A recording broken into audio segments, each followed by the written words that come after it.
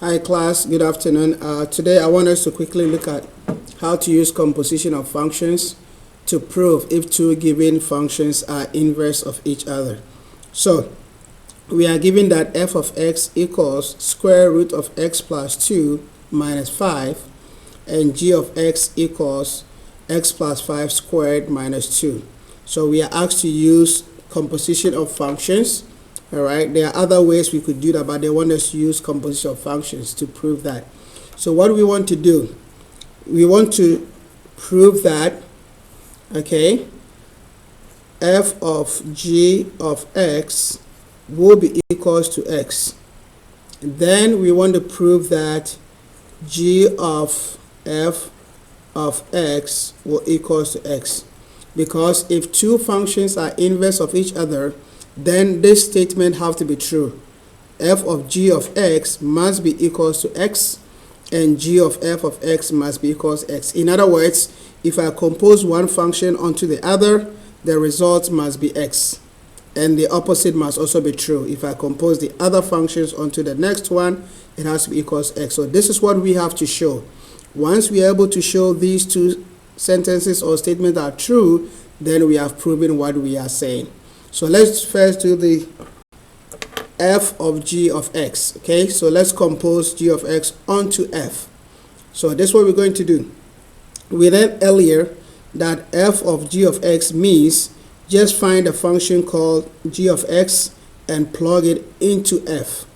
So I'm going to start off by saying f. I'm going to find that function called g of x.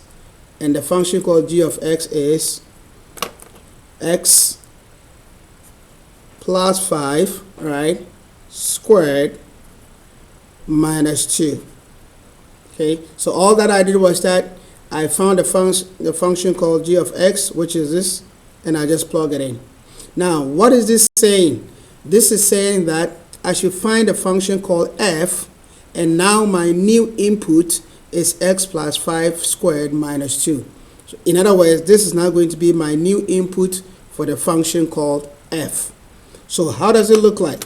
So I'm going to have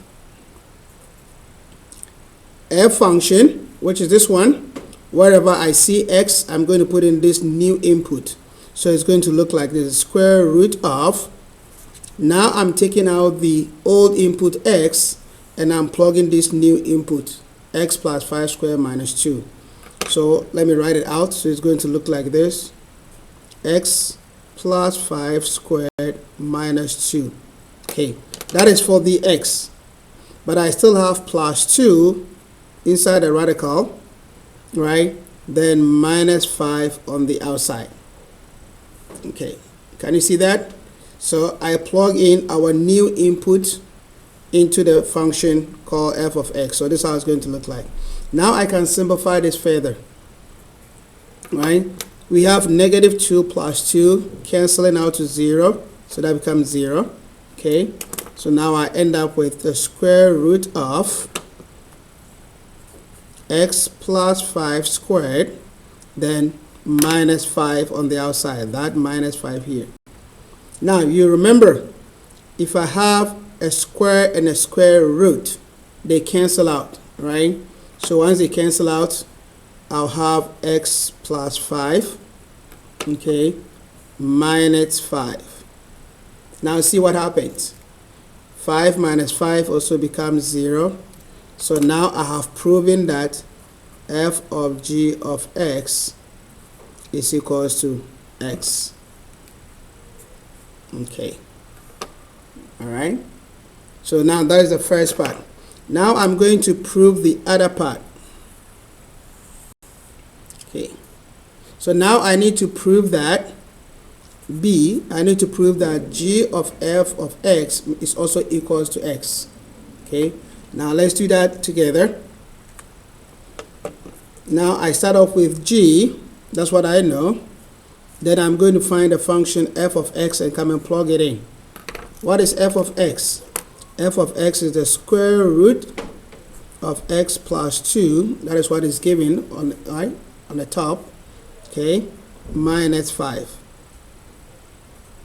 That is that. Now I'm going to take this square root of x plus 2 minus 5 and now make it an input for my function called g of x. So I'm going to plug this whole expression into the function called g.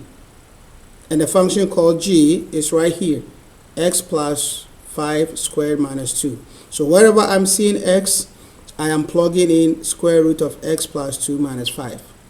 So it's going to look a little complicated, but that's fine. So let's do that. So I have this x right here. I'm taking it out, and I'm plugging in square root of x plus 2 minus 5. Okay. Then I have plus 5, you can see there, all squared, then minus 2. Okay, so that's what it's going to look like. So that whole expression, right, went in for x, this one here. That plus 5 is what I see here, all right, then the minus 2. Okay. So now let's see if we can simplify this further. You see the minus 5 on the outside and the plus 5 will cancel to 0. Now I end up with, in the inside I still have the square root of x plus 2 squared. Then on the outside I have minus 2. Now what do we know? We learned that square and the square root are inverse operations, so they will cancel out. So once they cancel out, I have x plus 2, then of course minus 5. Okay. Oh, minus 2. Sorry, I made a mistake. Minus 2. This 2 right here. Okay. So now finally, 2 minus 2 is 0. So I end up with x. So we have proven that g of f of x is also equals to x. Okay. So once we have proven that f of g of x equals to x and g of f of x equals x, then we can say that therefore the functions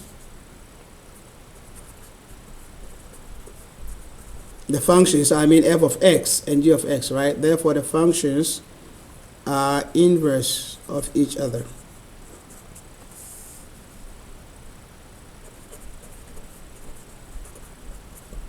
Okay, so this is the conclusion. So in a nutshell, we want to prove that f of g of x and g of f of x are equal to x. Okay, so by so doing, we have proven that the two functions are inverse of each other.